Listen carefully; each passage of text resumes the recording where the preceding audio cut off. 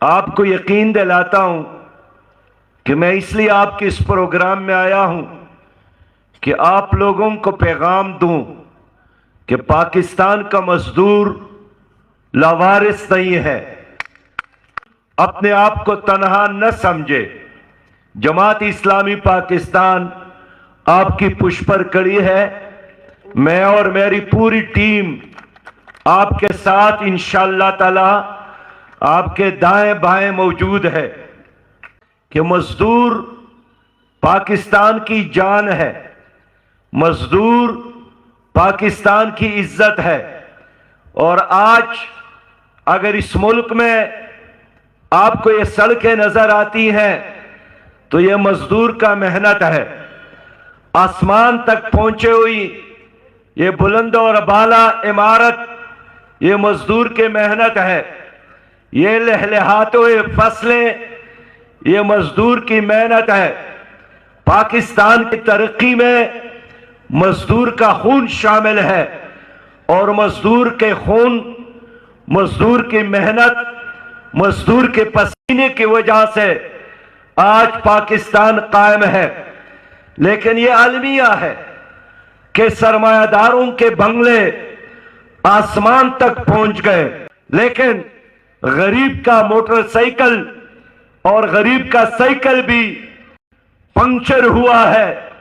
میرے پیارے بھائیوں، میں جانتا ہوں، میں خود ایک مزدور ہوں، میں خود ایک مزدور کا بیٹا ہوں۔ جہاں گندگی کا ڈھیر، جہاں سانس لینا مشکل، جہاں بچوں کے لیے کوئی پلے گراؤنڈ نہیں، جہاں لوڈ شیڈنگ، اور یوں لگتا ہے کہ جس طرح انسان نہیں، کوئی پولٹری فارم، مرغیاں رہتی ہیں، جانور رہتی ہیں۔ میرے پیارے بھائیوں اور دوستو، سچی بات یہ ہے کہ پاکستان میں اس وقت کوئی ایسا ادارہ نہیں ہے جو مزدور کے حوالے سے کوئی اچھا پلاننگ کر لے، آپ کے مستقبل کے حوالے سے سوچے۔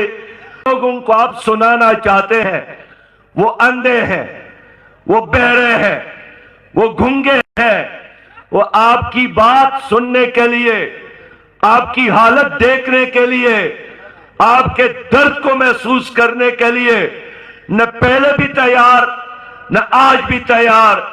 آج اگر ترقی یافتہ ممالک میں مزدور نے حق حاصل کی ہے، وہ امریکہ ہو، وہ برطانیہ ہو، وہ فرانس ہو، وہ جرمنی اور جاپان ہو، آپ ان کی تاریخ پڑھیں۔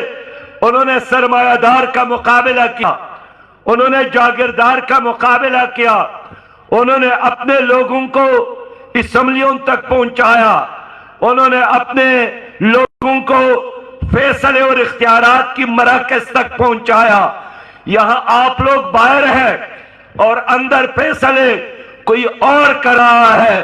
یہ جو قیادت مسلط ہے، یہ جو نظام ہے، اب دیکھیے پیپل پارٹی کا دور آتا ہے، وہی سسٹم، مسلم لیگ کا زمانہ آتا ہے، وہی نظام جو قیام پاکستان سے پہلے انگریز کے نوکروں اور چاکر تھے، جنہوں نے انگریز کی بوٹ پالش کیے، جنہوں نے ان کے گھوڑے مالش کیے۔ یہ وہ لوگ ہیں کہ اس قوم اور اس دھرتی کے ساتھ غداری کے نتیجے میں ان کو بڑے بڑے جاگیری دے گئی، بینکوں سے قرضے لے کر بڑے بڑے کارخانے بنائے، انہوں نے پھر اپنے بچوں کو باہر پڑھایا، یہ بیوروکریٹ بھی بن گئے، انہوں نے اپنے بچوں کو اسٹیبلشمنٹ میں بھی پھینکا اور وہاں بھی داخل کیا، تو وہاں بھی یہ غالب آ گئے۔ میرے پیارے بھائیوں، اس پاکستان میں نہ تانے میں تانے دار غریب کا سنتا ہے۔ اس پاکستان میں اگر آپ کے بیٹے نے پڑھا بھی، ڈگریاں بھی حاصل کی، لیکن رشوت کے بغیر، سفارش کے بغیر اس کو کوئی ملازمت نہیں ملتی۔ مسلم لیگ والوں نے، پی ٹی آئی والوں نے ریل کو تباہ کیا، ریلوے کے سسٹم کو जाम किया, तायत नौजवान मौजूद है, लेकिन इस सब कुछ के बावजूद अगर 10 करोड़ अवाम गुर्बत के लकीर से नीची जिंदगी गुजारने पर आज मजबूर है, खाने के लिए रोटी नहीं है, पाकिस्तानी 3 लाख IMF का मकरूज है, अंधेरों में मुल्क को धकेलने वाला कौन है? ये पीपल पार्टी, मुस्लिम लीग और PTI वाले हैं। इन 3 जमातों ने आपको अंधेरों में धकेला है, आपको हक से महरूम रखा है, आपको इंसाफ से महरूम रखा है, आपके बच्चों को महरूम रखा है। मेरे मुल्क में मैं समझता हूं कि गरीब पर खर्च नहीं हो रहा है, इनके कुत्तों पर खर्च हो रहा है, इनके घोड़ों पर खर्च हो रहा है, इनकी बीवियों पर खर्च हो रहा है, और गरीब यहां नारे शबीना का मोहताज है। जमात इस्लामी कहती है मेरी हुकूमत में, जमात इस्लामी की हुकूमत में VIP कल्चर का हम खात्मा करेंगे और ये पैसा बचाकर हम गरीब पर खर्च करेंगे। किया इन्होंने पाकिस्तान को बेचा, इन्होंने पाकिस्तान को IMF का गुलाम बनाया। आप मुझे बताएं बलूचिस्तान के लोगों, अगर आपके पांव तले सोना मौजूद है फिर आप मांगने के लिए यहां क्यों आए हैं? लेकिन जब भी पाकिस्तान की मरकजी हुकूमत सूबे को कोई पैसा देता है, वहां का जालिम जागीरदार उसको अपना हक समझकर हड़प कर लेता है। आपकी तरक्की के रास्ते में बलूचिस्तान का जालिम जागीरदार रुकावट है, सिंध के तरक्की के रास्ते में सिंध का जालिम उडेरा रुकावट है, पंजाब की तरक्की के रास्ते में पंजाब का जालिम चौधरी रुकावट है, खैबर पुख्तनख्वा की तरक्की के रास्ते में वहां का करप्ट खान और नवाब रुकावट है। मैं मजदूरों से पूछना चाहता हूं, क्या अब वक्त नहीं आया है कि इन जालिम जागीरदारों और जालिम उडेरों और जालिम चौधरियों और जालिम सरदारों और खानों के लिए 8 फरवरी को हम यौमुल हिसाब और यौमुल वफात बना ले? इन गद्दारों की वजह से है। इन मजदूर इनको तो देना चाहिए, ये बेचारा तो इजाजत के बगैर गैरहाजिरी भी नहीं कर सकता। मुझे एक महकमा बताएं जो खसारे में नहीं है। आपने रेलवे को बेचना है, इसका मतलब यह है कि आप इस्लामाबाद को भी बेच रहे हैं। हम नहीं मानते हैं एक मुल्क में 2 पाकिस्तान। जो निजाम आपके लिए है वही निजाम रेलवे के मजदूर के लिए होगा।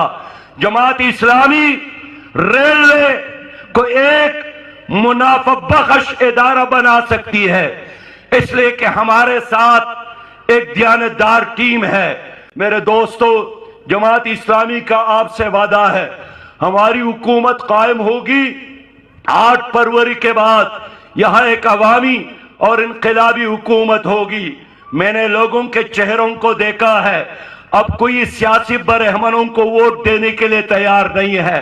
ये जो बिलावल शहजादा घूम रहा है, ये जो जनाबे नवाज शरीफ साहब कह रहे हैं एक बार फिर मुझे वोट दो, लेकिन अवाम है कि मुसलसल इनकार कर रहे हैं, इसलिए कि लोग इनके हुकूमतों को देख चुके हैं। ये जालिम है, इन्होंने आपके पाकिस्तान को IMF और वर्ल्ड बैंक का गुलाम बनाया। ये जालिम है, इन्होंने आपके कश्मीर को इंडिया के हवाले किया। ये जालिम है, इन्होंने आपकी बहन डॉक्टर आपिया को अमेरिका के हवाले किया। ये जालिम है, इन्होंने फलस्तीन और गजा के मुसलमानों के हक में एक बात भी नहीं की, मुजरिमाना खामोशी इख्तियार की ताकि अमेरिका नाराज ना हो जाए। अब वक्त है फैसले का। इस्लाम जिंदाबाद, पाकिस्तान जिंदाबाद, प्रेम यूनियन।